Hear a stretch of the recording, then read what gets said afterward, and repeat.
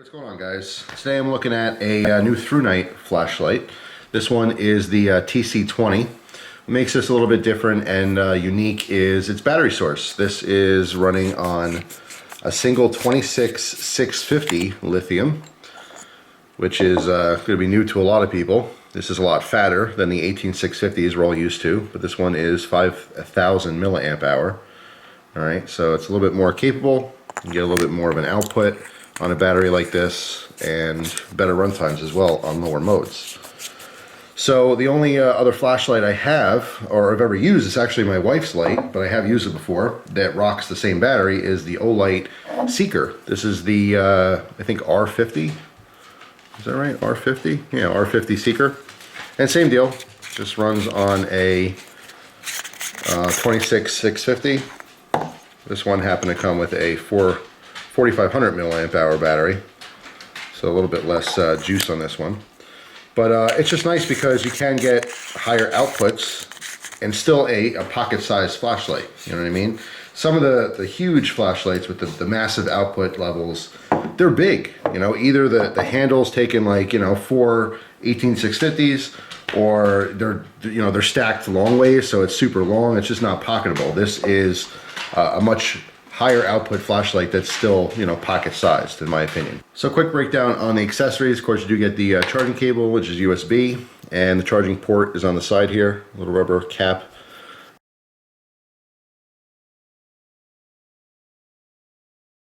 Accessory pack, wrist lanyard, which I don't use, also comes with a little split ring, so if you wanted to, you could put it right through there, or you can put a much larger lanyard if you want to carry this around the neck or something like that.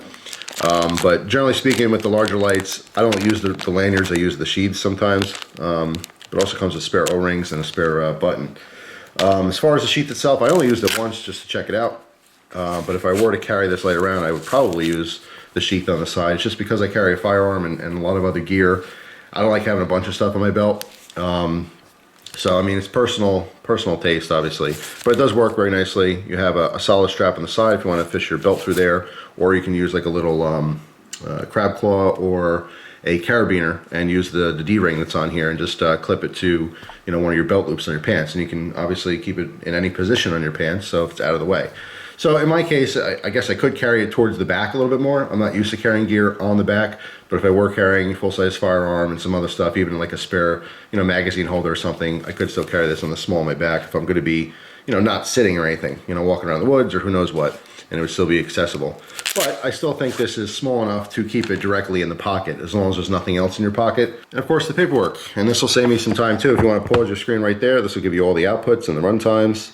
But for most people, I just want to know as, you know, bright as it could possibly get. In this case, turbo mode is 3,800 lumens. All right, so that is running for a little over 2 hours suggested. Now, I've in the past tested some different Thrunite, you know, outputs and run times. Not the outputs itself. I have no way of testing the output, but comparing it to some other lights. But the actual run times I can test, and they've been pretty darn accurate. In some cases, they've actually underestimated how long they lasted. But something to note too that I happen to know, and a lot of people know, but some people getting the flashlights you don't understand. If they say that the highest output's 3,800 lumens and it's running for about 2 hours, that doesn't mean you have 3,800 lumens for the entire 2 hours. Okay, with all flashlights, especially higher power flashlights, you'll get that high output for a while, maybe an hour or so. But then the second hour, it won't be the full 3,800 lumens. It'll dip down as the battery starts dying. Okay, so you can, you know, go onto the Candle Power forums or Budget Light forums or whatever, and you can see, you know, actual charts that will show about the output. And, you know, some people get really, really into the flashlight stuff, and they can break it all down for you so you know exactly, you know, what to expect. So let's take a look at the business end here of this flashlight. You can see heavily stippled or orange peel reflector on there.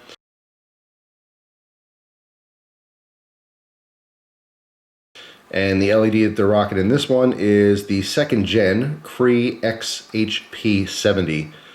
All right, fairly large LED in there. Well, you're gonna need a big one to get that 3,800 lumens, right? So pretty much the same UI as a lot of different Thrunite lights. When it's in the off position, just hold down the button on the side and get your moonlight mode. All right. When you just turn it on, you got to hold it down, and it's going to cycle through the low, medium, and high. So low, medium, high. And remember, in this particular case, high is 1800 lumens. All right, so you don't even have to go into turbo to get plenty of light out there. At any point in time, you can double click, and it's going to go right into the turbo, which again is that 3800 lumens. That is extremely bright. Sometimes it's hard to compare. And sometimes as well, people have like a flashlight that's maybe 500 lumens, and they say, wow, 1000 lumens is like barely noticeable. Once you get into the higher numbers, it is kind of unnoticeable. If you have a 3000 lumen flashlight, the difference between a 3000 lumen flashlight and a 3800 lumen flashlight is not that different. When you're on the lower end of the spectrum, like the difference between 100 lumen and a 200 lumen, that's when you can kind of really tell. But this really does shine, no pun intended, when you're outdoors. Inside, it's very bright. If you're close to something, if you're using this for like an electrical panel or something, you want to use a lower mode, just because it's going to be too much light. It's going to bounce back, and it's going to be actually ineffective, and it's going to blow out whatever you're trying to look at. In other words, you can have a flashlight that's too bright for the job. That's why there's different modes that are available in these higher output flashlights. So as far as strobe, it's kind of a hidden strobe. When it's on, you double tap to get to the turbo, and you double tap again to go to the strobe. All right, what is nice though with a lot of these Thrunites is that you do get a battery indicator. So when the flashlight's on, you'll see a blue LED within the button. When the battery's running low, it is going to turn red. Okay, so you get a quick indication whether you need to charge your batteries or not. So that's pretty much it. I mean, it's a pretty straightforward flashlight. The only difference here, obviously, is the battery source and the LED. We're getting a lot more light and a lot more of a compact, package here. It's pretty amazing. 3800 lumens. Most of the times, where you've seen these bigger output flashlights, they're Coke cans. Either they're like baseball bats or Coke cans.